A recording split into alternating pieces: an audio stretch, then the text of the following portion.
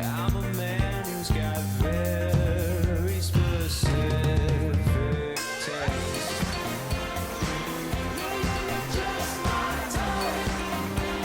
All that horse in lovely. Just my type. Oh, I think it's time to leave. Just my type.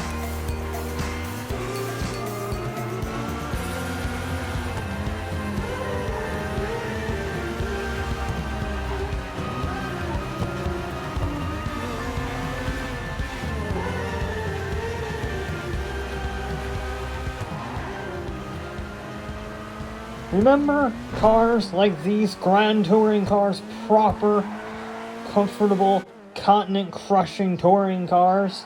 Things like the Bestia GTS? They just don't make them anymore. This is the last real GT car that we've had. I mean, we've had things like the Italy GTO, but they're just way too hardcore. Their suspension's very stiff, they're exceptionally fast, they're a bit terrifying in all honesty.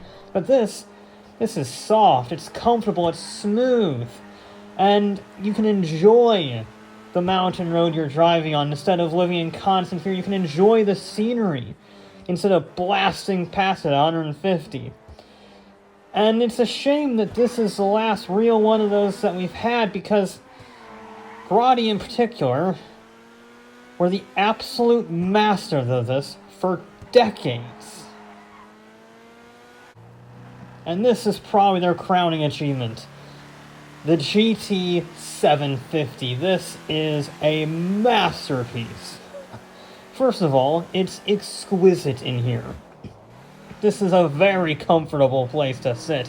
It is very elegant. It matches the whole vibe of the car. It looks sensational, and the interior matches that. I feel like I'm in a luxury car, and not just a sports car. This is just fantastic build quality, right up there with the Karen 190Z in terms of build quality, and that is high praise. And it handles pretty well too. It's a pretty old car, obviously. It's from 1971, and yet it's sublime. I have no qualms with how this car drives, and that's very interesting because that's not really its purpose. Yes, there was a Competizione variant, but this was not a supercar. This was not a race car. This was a road car that happened to do quite well at racing. In all honesty, its home isn't on this racetrack. Its home is quite the opposite. It's in the hills. It's in the Vinelands. This is peak GT750 territory. It's got the handling to take these corners well. It has good communication with the driver. But it doesn't feel like you have to drive it hard. It feels like you can just cruise to the next casino you want to visit. It's sublime. I love this car at speed, and more importantly, I love this car when it's not at speed. It's the perfect grand touring car, and that got me thinking. Back in 1970, there weren't too many options for alternative transport, but if you were a rich person, you did have alternate methods. So, if you wanted to, oh, I don't know, start at your private terminal at LSIA, and then drive all the way to the vineyards to pick up some wine, and then drive back to your mansion, what would be the best mode of transportation? Now, you can't take the freeways because this is 1971 and the interstate freeway system was still being built. So taking the side roads or alternative transportation was your only option. And that is not so easy because alternative transportation has to go out to sea, then off-road, then to the airport to pick up the second helicopter, and then land at the private helipad. So, I have no clue who's going to win this race, but we're going to get it started in 3, 2, 1, go! Now we are going to have an early advantage here because I can cross the runways without a problem, provided there's no traffic, which there's not, and then I can really get the hammer down. This is still a front-engine V12 after all. It may be a soft, plushy Grand Touring car, but it can shift. Now the helicopter is one, a Sparrow from 1966, because again, they didn't have super velocos back in the day, but also it had to follow parallel to the runways and then go around the airport so it didn't cross over the landing zones. Some silly regulation, but it meant that as it moved to its next mode of transportation, he was decidedly on the back foot. And well, I was soon going to be joining him on that back foot, because while the GT750 was a very quick car, it is still a car governed by traffic. No, we made such good progress out of the airport. We're almost out of the city, like 7 more lights to go, but every light just takes 20,000 years. But the Toros from Lampadati was not a slow vehicle. 2 Lampadati V12s powering it.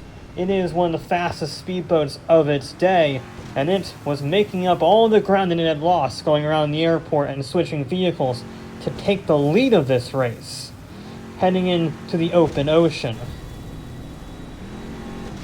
And while he was on the open ocean, I was finally allowed to somewhat open the taps on my Grotti. And you know what? This is actually a pretty nice vehicle. I mean, I drove it in the hills, and that's very smooth, windy roads, and of course that's fantastic. But in the city, it actually dealt with the bumps pretty well. It didn't have too many issues in traffic. It's a perfectly fine city vehicle, although a $1.5 million price tag is not something you want to get, dinged in a parking lot.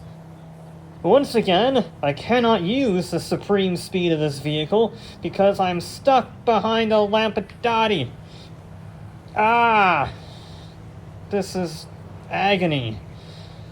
And while I was stuck in traffic, there were bigger problems for my Italian rival because the rough seas had caused major issues.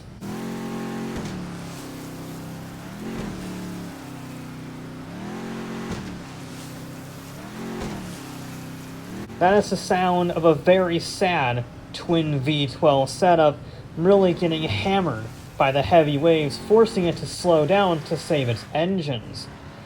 And that meant I was still in the running, despite the slow traffic. Okay, don't waste any time, no dilly-dally, just a Grand Prix style pit stop, and there we go, get back in the car, thank you, goodbye! Alright, awesome, we got the wine, I think we're in the lead. I think. We're gonna head back down and just try to get to our mansion as fast as possible. I was indeed very far ahead, but he had finally cleared the boat and was on to his second mode of transportation, something that every rich millionaire in the 1960s and 70s had: a simple red dune buggy based off of BF. And he was using that BF to full effect, taking advantage of the shortcuts to close up some of the gap by going off the beaten trail and reaching the vineyard in record time. With his pit stop already done, he was on to his final vehicle swap to try and close the gap. Alright, we're back in the twisty hills. Prime territory for the GT750, and we don't have too much traffic. Obviously, we couldn't go back in time for this, so the interstate system does indeed exist, and therefore these roads are pretty empty. Yes! Finally, after being stuck at lights and behind vehicles, we can actually let the GT750 do what it's been wanting to do all day. This is sublime. I know it's expensive, but it is worth every penny. Oh yes, and it's gonna get better.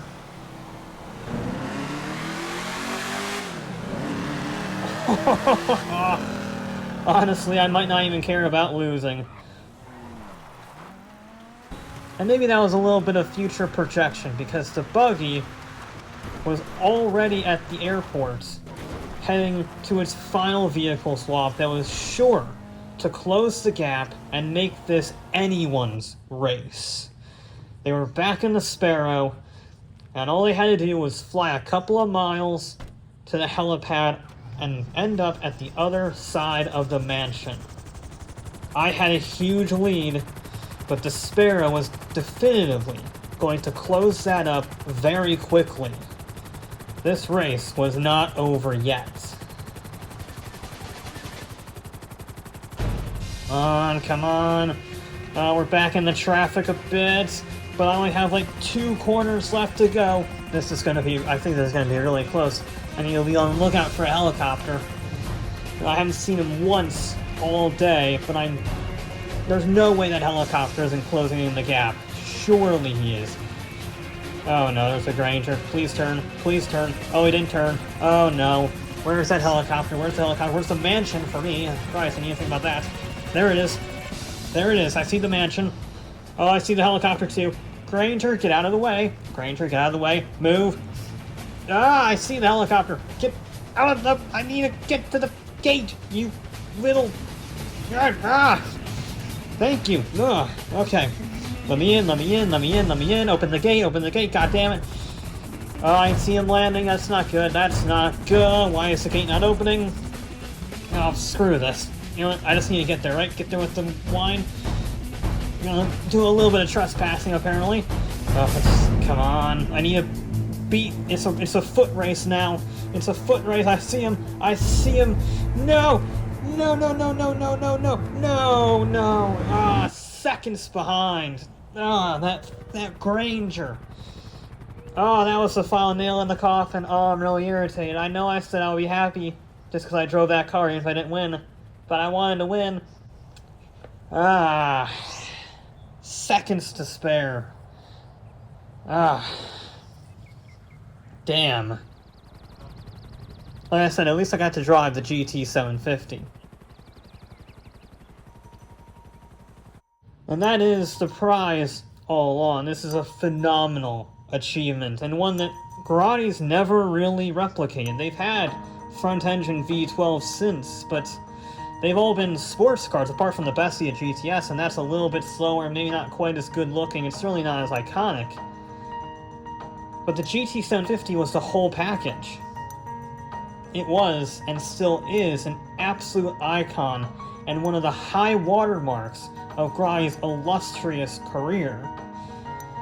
I wish we could go back to these roadsters, but in this age of speed over everything else and chasing numbers, we might not see something like this ever again.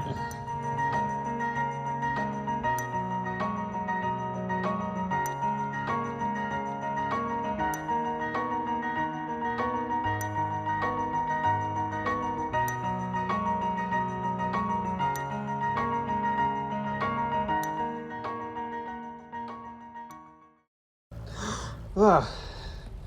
Ugh. Oh, fine.